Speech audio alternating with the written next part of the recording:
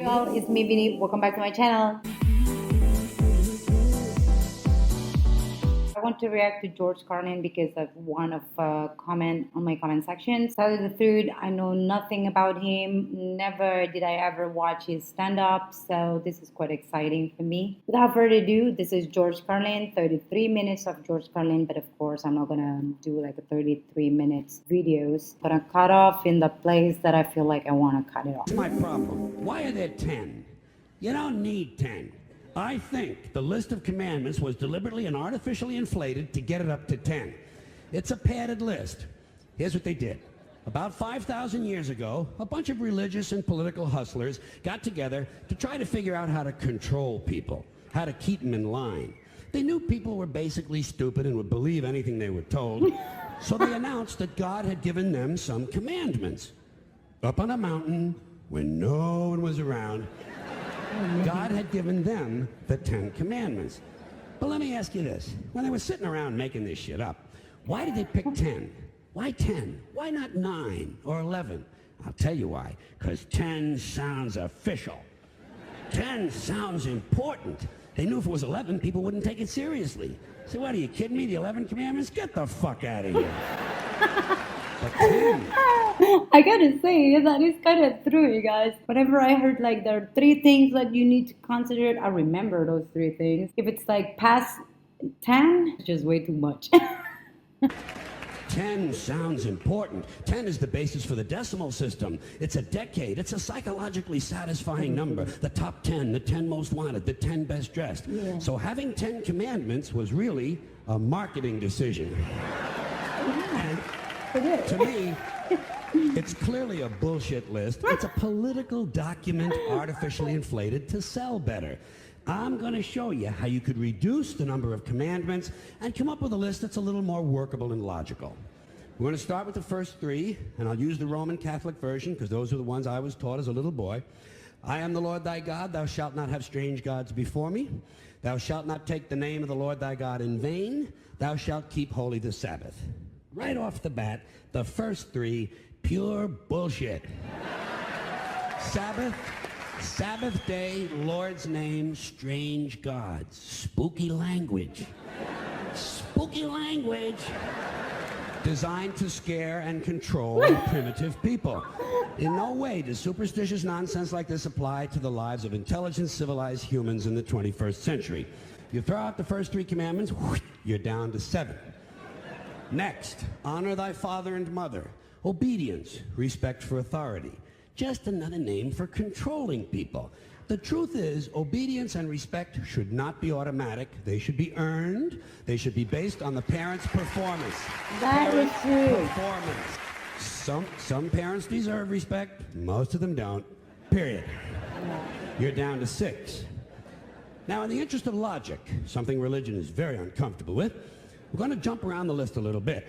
Thou shalt not steal. Thou shalt not bear false witness. Stealing and lying.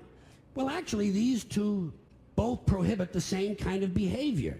Dishonesty, stealing, and lying. So you don't need 2 of them. Instead, you combine them and you call it thou shalt not be dishonest. And suddenly, you're down to 5. And as long as we're combining, I have 2 others that belong together. Thou shalt not commit adultery. Thou shalt not covet thy neighbor's wife. Once again, these 2 prohibit the same kind of behavior, in this case, marital infidelity. The difference is coveting takes place in the mind, and I don't think you should outlaw fantasizing about someone else's wife. Otherwise, what's a guy going to think about when he's waxing his carrot? But marital fidelity is a good idea, so we're going to keep the idea and call this one, thou shalt not be unfaithful. And suddenly, we're down to 4. But when you think about it, honesty and fidelity are really part of the same overall value. So in truth, you could combine the 2 honesty commandments with the 2 fidelity commandments and give them simpler language, positive language instead of negative, and call the whole thing, thou shalt always be honest and faithful, and we're down to 3. Thou shalt, they're going away fast. Thou shalt not covet thy neighbor's goods. This one is just plain fucking stupid. Coveting your neighbor's goods is what keeps the economy going. All right? Your neighbor gets a vibrator that plays "O Come All Ye Faithful." You want to get one too. Coveting creates jobs. Leave it alone. You throw out coveting and you're down to two now: the big honesty and fidelity commandment, and the one we haven't talked about yet, thou shalt not kill. Murder. The fifth commandment. But when you think about it, religion has never really had a big problem with murder. Not really. More people have been killed in the name of God than for any other reason. Oh, God. All you have to do...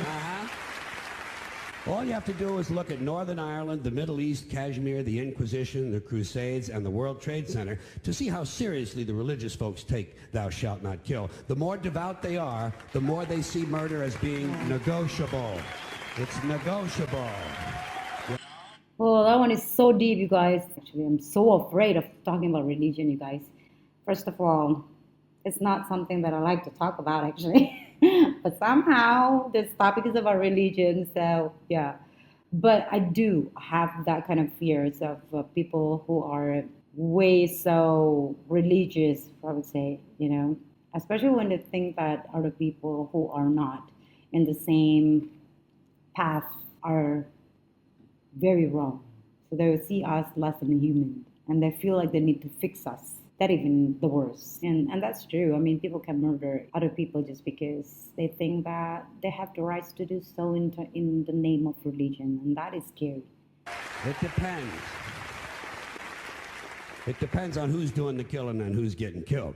So, with all of this in mind, I leave you with my revised list of the 2 commandments. Thou shalt always be honest and faithful to the provider of thy nookie.